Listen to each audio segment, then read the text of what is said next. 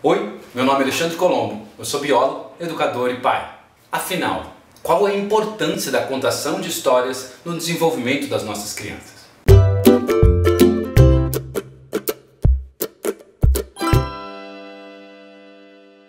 Por muito tempo, contar histórias era a única maneira de se transmitir valores, costumes e as nossas próprias memórias. Com o advento da escrita, outra maneira de se transmitir esse conhecimento foi se desenvolvendo. Hoje em dia a gente tem um monte de outras coisas. Hoje a gente tem as redes sociais, a internet, a televisão, e tudo isso faz com que a gente dilua como a gente conta histórias. Mas a gente perdeu aquilo que era essencial para o desenvolvimento das nossas crianças, que era o sentar. A gente não pode esquecer que a contação de histórias tem um papel fundamental no desenvolvimento das nossas crianças. Uma criança desenvolve milhões de outros aspectos que não só os valores e a memória de uma comunidade.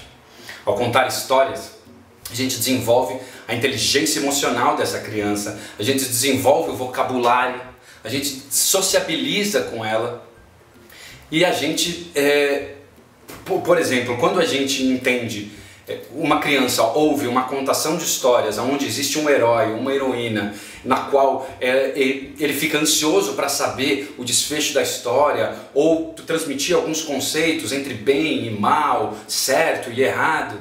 Enfim, essa contação e essa transferência de algo que está dentro da história para a cabecinha das nossas crianças facilita com que ela argumente, com que ela forme dentro da cabeça dela conexões interessantes para o desenvolvimento intelectual dela como um todo.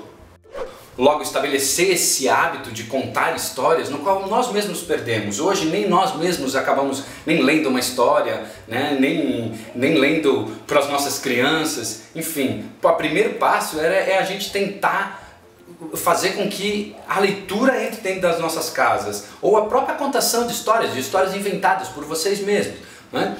Então, toda noite tentar sentar com a sua criança e inventar uma história, ou ler essa história, faz com que a gente desenvolva todos esses aspectos. O exemplo de ler na frente deles é também algo muito importante, porque as crianças acabam, ao observar, acabam pegando aquilo como hábito também. Em vez da gente ficar lá no nosso celular e vendo, e lendo, até lendo uma história, mas pegar um livro, pegar algo diferente para criar uma história é super importante para que as crianças vejam o hábito nos outros, vejam o hábito nos pais e reflitam um pouco sobre como criar esse tipo de hábito. E uma das técnicas bem legais é vocês fazerem histórias coletivas. Você começa uma história e a partir de um ponto você deixa a sua criança continuar. Então era uma vez uma menina que andava por um campo. E aí você passa isso para ele. E aí filho, e aí filha, continue essa história. Isso faz com que a criança comece a imaginar esse universo e acaba entrando dentro dele e formando e desenvolvendo aquilo que a gente está desejando com a contação de histórias, que é a criatividade, a elaboração de um vocabulário diferente, enfim. Outra maneira muito bacana é você cortar pequenas imagens ou ter um baralho como esse, por exemplo. Esse é um dos baralhos. Esse baralho possui diversas figuras, ó.